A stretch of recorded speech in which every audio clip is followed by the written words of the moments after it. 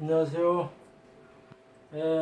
오늘은 지난번에 이어가지고선 요즘 하도 매스컴에서 여러 이렇게 한국의 정세나 경제 상황에 대해서 그 안 좋게 나오고 하는데 그 뭐 경제학자나 어떤 뭐 정치하는 뭐 관료들이나 얘기하는 거 그런 거는 뭐 자기들 주관이 많이 들어가고 자기 돈 받은 그 집단이나 기관에 속해가지고 거기에 유리한 말만 하는 그런 경우가 있는데 이 세상 살아가는 데 있어가지고선 가장 객관적이고 남이 주관이 포함되지 않고 이렇게 그 앞을 예측할 수 있는 거는 제가 보기에는 명리하고 주역밖에 없다고 생각합니다. 그래가지고선 제가 이렇게 봤을 때 어떤 경제학자나 관료나 그다음에 정치하는 사람들이 뭐 우리나라 정세나 세계 정세를 얘기하는 것보다는 주역상에 흘러가는 운과 그다음에 사주명리에 나오는 오행 음행사에 나타나는 그 추세로 실제 그 정세나 경제상이 어떻게 흘러갈 수 있느냐 그거를 이제 파악하는 게 가장 객관적이고 제가 보는 기준은 가장 확실한 것이 아닌가 이런 생각이 들어요. 그 나라의 정세나 경제 상황을 그 흐름을 알 수 있는 거는 첫 번째는 뭐가 있냐면은 그 나라의 실질적인 통치자의 사주로 이제 그 운세를 파악하면은 그 나라의 그 운세를 그 나라의 그 경제 상황이나 여러 가지 운세를 알 수 있다는 것이 있고요. 그 다음에 이제 그 각 나라마다 이 지역에서는 그 오행에 따른 방위가 있어요. 그래서 우리나라는 극동지방이라 해가지고서 이제 갑자일주를 적용받게 됩니다. 그래서 갑자일주가 우리나라 오행이다 이렇게 해가지고 그 갑자국이라 해가지고 갑자에 따르는 이 오행이 올해 이제 기해년이다 뭐다 이런 식으로 봐가지고선 올해 운세가 어떻게 됐냐 이렇게 추측할 수가 있는 것도 있죠.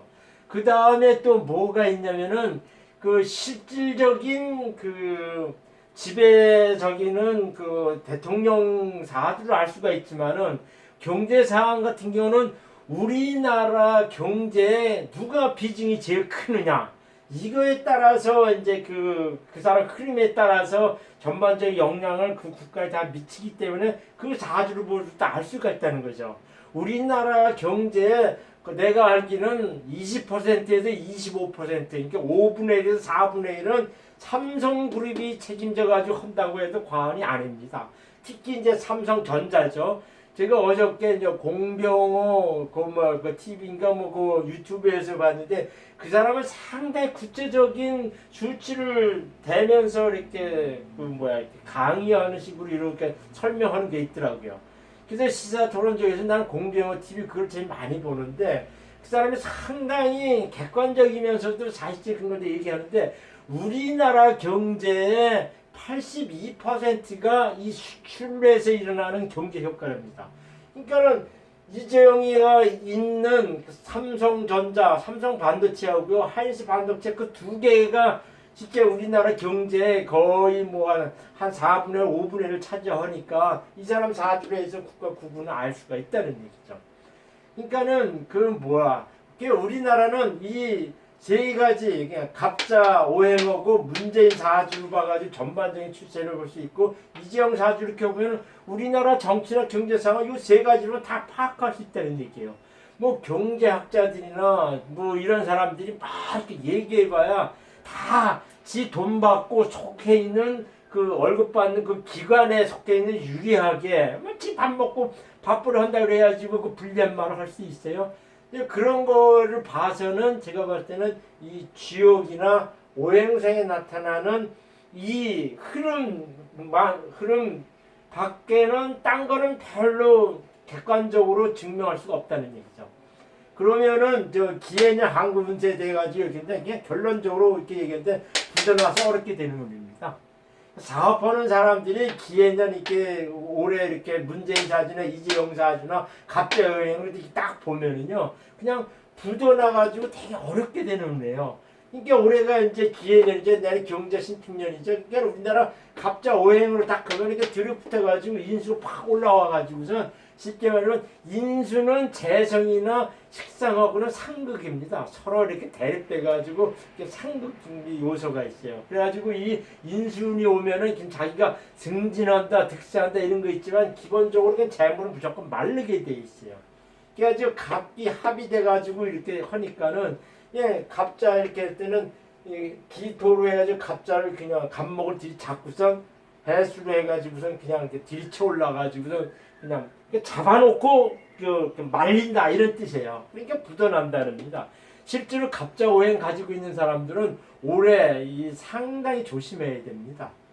그냥 갑진 뭐 이렇게 갑술 그냥 올해 갑목이라고 하는 사람들의 저기는 시집 장가 가는 그거 외에는 별로 금전적인 눈에서는 안 좋습니다. 그래서 이제 주역의 방향 오행을 이렇게 해가지고 제가 조금 부연 설명을 하려고 하는 것이 있습니다. 사람들은 보통 꿈을 꿔요. 그래가지고 보통 뭐 이명박이다 누구다 이렇게 막 용꿈을 꿨다 그 해가 치마 밑으로 들어왔다 이런 식으로 얘기해가지고서 그 시기한 꿈을 꿨다 이렇게 얘기하면서 그 용꿈 꿨다 이렇게 해가지고 크게 출세하고 횡재하고 그런 거 있고 돼지 꿈을 꿨다 무슨 이렇게 그냥 똥물이 막 흐르는 꿈 꿔 재물 많이 꿨다 이제 이런 식의 꿈을 꾸는 경우가 있어요. 이 꿈이라는 건 앞으로 예견해주면 그 영적인 활동 중에 하나입니다. 그래가지고서 이 주역에서는 방향 오행이라는 걸 이렇게 정해져 있어요. 이게 무슨 저기를 하냐면 이렇게 주역에서도 나오는 것 중에 이렇게 북, 남, 동, 서 이렇게 돼 있죠. 그러면은 북에는 수성이 지배해요. 추운 집안에 수성이 지배하게 돼 있습니다. 이거는 명리를 처음부터 공부하다 보면은 이 얘기가 다 나와요. 이거는 어디서 나오냐면 주역에서 나오는 이론입니다. 그래가지고 방향해가지고 북쪽은 수고 동쪽은 나무고 그다음 남쪽은 화성이고 서쪽은 금성이에요.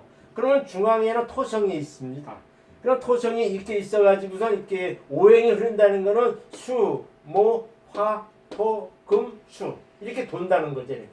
이렇게 도는 원리가 주역에서 나왔죠. 이게 명리의 음양 오행설이라는 거죠. 여기에 이제 수성도 이제 양성이 있다, 음성이 있다. 그 다음에 이것이 이렇게 천간에 10개 있다, 지지에 12개 있다. 이렇게 해가지고 조합적으로 나타나가지고선 60진법으로 이렇게 가설과 명제에서 정립한 이론이 바로 음양오행에서 명리학입니다. 그러니까 명리라는 거는 이 주역의 방향오행이나 이게 수, 화, 목, 금 이렇게 해가지고 나타나고 토 이렇게 해가지고 나타나는 이 자체에서 하나의 가설 명제로 시작돼가지고 진행된 것이 바로 이제 그 음양 오행설의 명리학이라는 거죠. 그래서 내가 자꾸 주장하지만 명리는 절대로 미신이 아닙니다. 미신이 아니에요.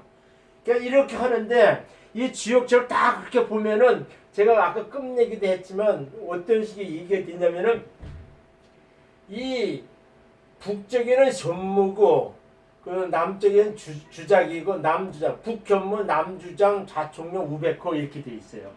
좌총령 우백호. 그래가지고 이렇게 하는데 이것이 꿈에 나타나면은 현무가 나타나면 이게 방해받는다 이런 얘기가 많고요. 백호는 사고 난다는 의미가 있고요. 주작이라는 건 화사하고 화려하고 연예인 쪽에 이런 저기가 많이 상관되는 거. 청룡 그야말로 자기 확 득세하고 출세하고 횡재 만난다는 그런 의미가 있는 겁니다. 이거는 주역에서 나왔지만은 모든 사람은 태초 이래로 하나님이 인간한테 영을 준 이상은 꿈을 꾸게 되어 있는데 그 꿈에 나타나는 예시가 쉽게 말하자면 이게 현무, 청룡, 백호, 주작 이렇게 해가지고 이 주체에서 나타난다는 거죠. 이거 중앙의 구지는 이거는 저기를 얘기합니다. 이렇게 중앙이 저기인데 보통 이게 개를 많이 얘기해. 개. 일반적인 개를 많이 얘기하더라고요. 개나 이게 땅에서 기거는 이게 그런 거북이나 개 이런 의미를 많이 얘기를 하더라고요. 이게 구진이라는 거 이건 여기에 대한 각각 특징이 있어요. 근데 이건 주역의 일어나 보면은 64개를 뽑을 때 보면은 건강 이건 이렇게 해가지고 나타나는 그 저기 이렇게 보면은 이 그 각각의 특징들이 다 이렇게 나타나 있는데 주 근간은 여기서 시작이 됩니다.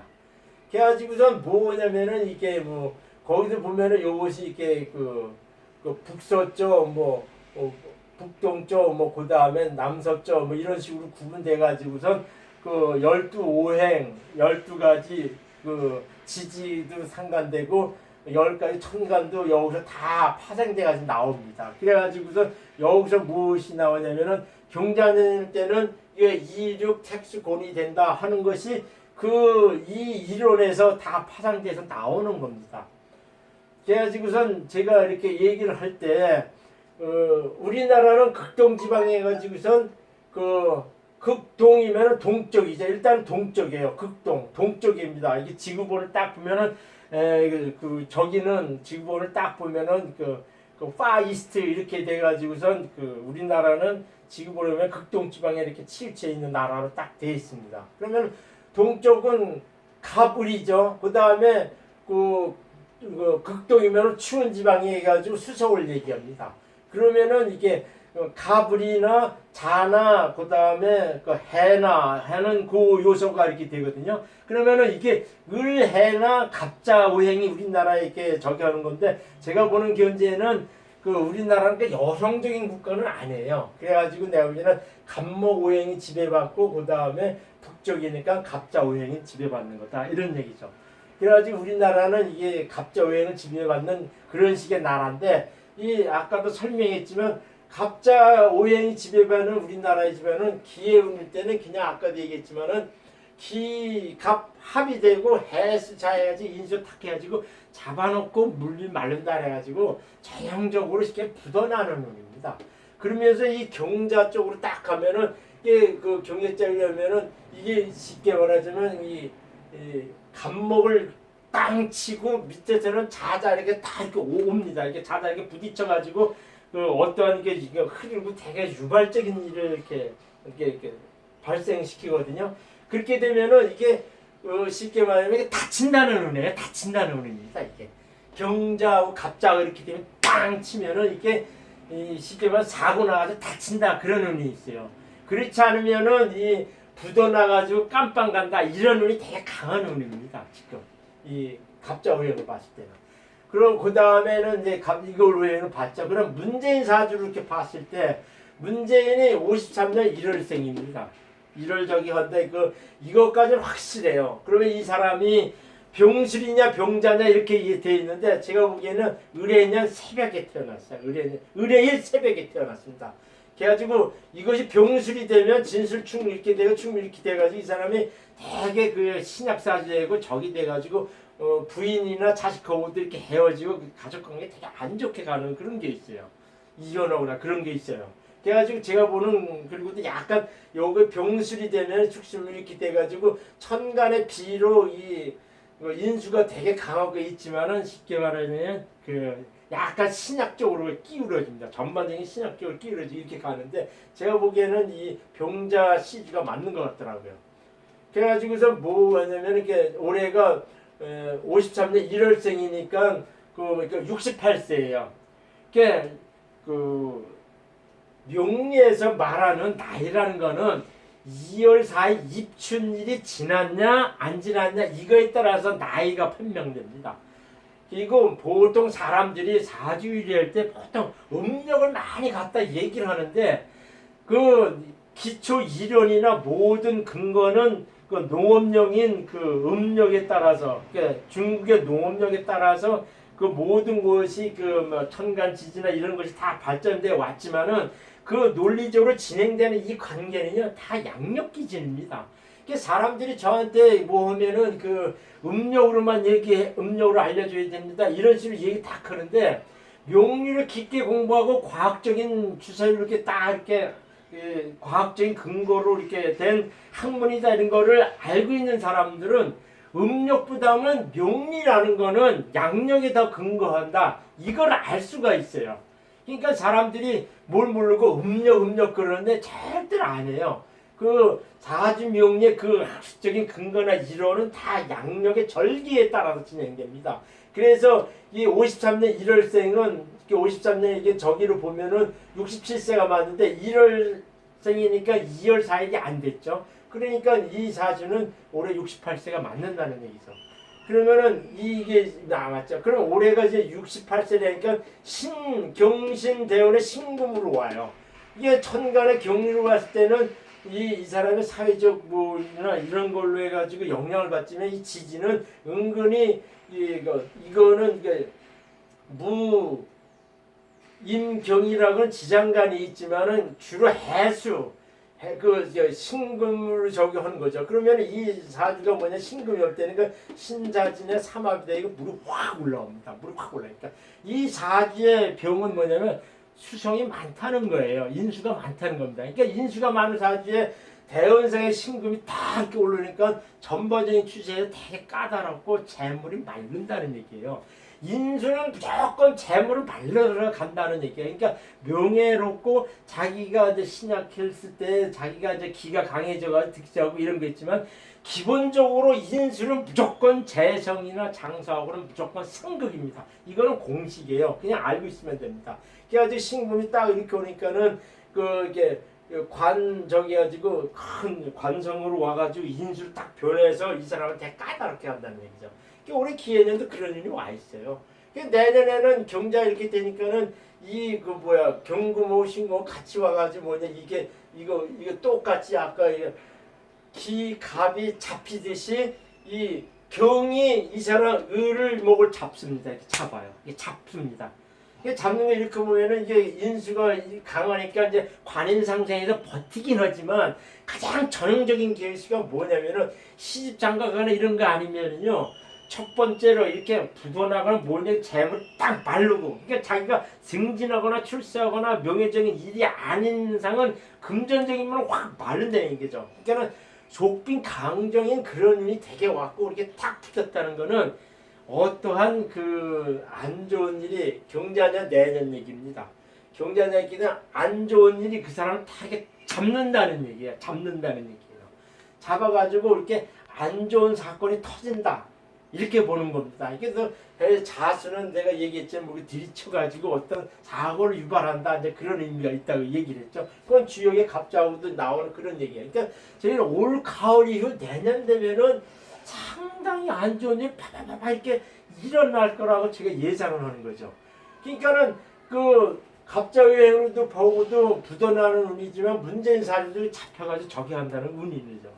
근데 이제 그러면서 또 아까도 설명했지만 이재용이가 우리나라 경제 4분의 1을 차지하죠. 수출 같은 경우는 전반적으로 수출 같은 경우는 이재용이 삼성 반도체 이쪽으로 해가지고 82%에 거의 한 40% 50%는 삼성 반도체가 책임진다고 해도 과언이 아니죠. 근데 공교롭게도 이재용 사주가 우리나라와 같은 갑자 일주입니다.